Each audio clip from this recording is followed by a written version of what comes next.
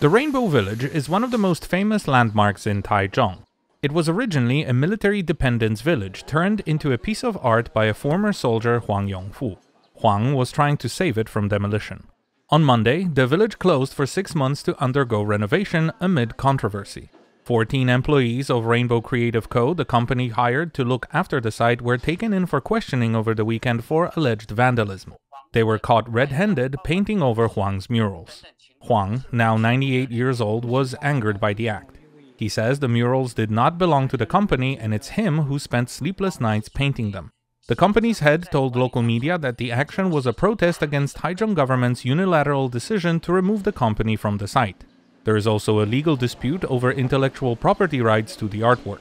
But city officials say they will sue the company for painting over the murals.